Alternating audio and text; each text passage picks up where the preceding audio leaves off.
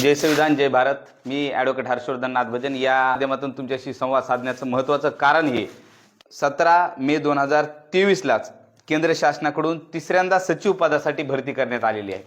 आता केंद्र शासनाकडून सचिव पदासाठी जी ही काही भरती करण्यात आलेली आहे म्हणजे या देशामध्ये जर क्लास 1 आणि सुपर क्लास 1 अधिकारी नियुक्त करायचे असतील तर हे काम UPSCचं आहे मित्रांनो।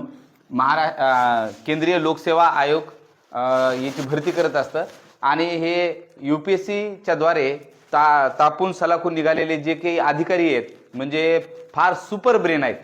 ग्रॅज्युएट झाल्यानंतर हा मुलगा विद्यार्थिनी 2-2, 5-5 वर्ष UPSCची तयारी करतो। तयारी केल्यानंतर रात्रंदिवस एक करून म्हणजे प्रचंड मोठा अभ्यास करून त्याच्यातून त्याचं निवड होते। त्या निवड झाल्यानंतर त्याचा इंटरव्ह्यू होतो आणि त्याच्यानंतर त्याला कलेक्टर रँकचा अधिकारी म्हणून दर्जा मिळतो। हे एवढं सगळं करण्यासाठी आयुष्याचे 2-5 वर्ष घालावी लागतात। मात्र असं असताना केंद्र सरकारनं डायरेक्ट ह्या सगळ्याला फाटा मारून याला सगळी बगल देऊन म्हणजे एकीकडे अभ्यास असेल, इंटरव्ह्यू असेल, सगळ्या गोष्टीला बगल देऊन थेट अधिकारी पदाच्या भरती करायचा निर्णय घेतला आणि ही तिसऱ्यांदा भरती केंद्र शासन करत आहे। म्हणजे सलग तिसऱ्यांदा ही भरती होते आणि या भरतीमध्ये 12 विभागाचे सचिव पद, 12 विभागाचे मित्रांनो, 12 वेगवेगळ्या विभागाचे सचिव पद म्हणजे 31 सहसचिव, 19 संचालक रँकची पद, त्याचबरोबर 9 उपसचिव, 10 सहाय्यक सचिव आणि 10 सचिव अशी पदं भरायचा निर्णय शासनाने घेतला आणि जवळजवळ ही पदं 79 पदं होत आहेत ही।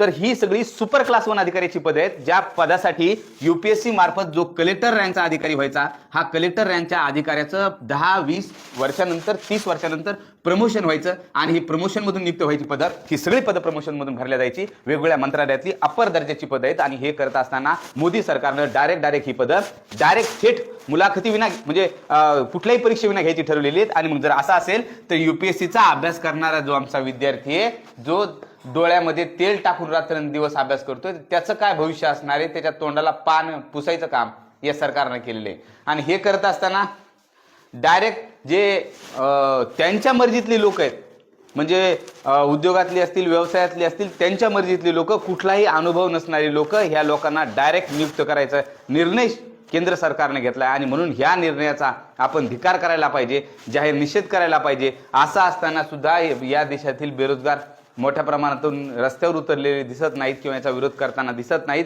UPSCचं मंडळ सुद्धा याला डायरेक्ट मान्यता देते। ही सुद्धा खेदजनक बाब आहे आणि केंद्राने घेतलेला हा जो काही निर्णय आहे हा निषेधार्थ निर्णय। या निर्णयामुळे ही UPSC करणारी जी मुलं आहेत या मुलांना खीळ बसेल। त्याचबरोबर दुसरी महत्त्वाची गोष्ट, त्याचबरोबर अत्यंत एक धोकादायक गोष्ट की हे जे अधिकारी ज्यांच्या मर्जीतून नियुक्त होतील एवढे अधिकारी हे सगळे अधिकारी त्यांच्या हिशोबाचं काम करतील। म्हणजे ज्यांच्या मर्जीतून नियुक्त झालो आपण ते त्यांच्या मिठाला जागतील आणि त्यांच्यासाठी काम करतील, देशासाठी काम करणार नाहीत। देशाची यंत्रणा कमकुवत करायचं काम हे ह्या GRच्या माध्यमातून होते।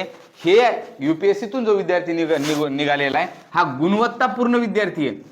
म्हणजे UPSCतून आलेला हा जो विद्यार्थी आहे जो कलेक्टर झाला, जो कलेक्टर नंतर प्रमोटेड झाला, सचिव झाला, संचालक झाला, हा गुणवत्ताधारक आहे म्हणजे तावून सलाखून निघालेला आहे। असं असताना सुद्धा हे कुठलीही गुणवत्ताधारक नसतानाही एवढ्या लोकांना डायरेक्ट एंट्री मधून घेण्याचा निर्णय केंद्र सरकारने घेतला आणि या केंद्र सरकारच्या निर्णयाची ही तिसरी टर्म आहे। आता सलग तिसऱ्यांदा केंद्रानं याला मान्यता दिलेली आहे आणि ही भरती होत आहे। एवढं गंभीरतेने असताना सुद्धा देशामध्ये सर्व बेरोजगार शांत आहेत, त्याचं दुःख वाटतं। बेरोजगारांनी उठलं पाहिजे कारण हे त्यांच्या मुळावर उठलेली लोक आहेत।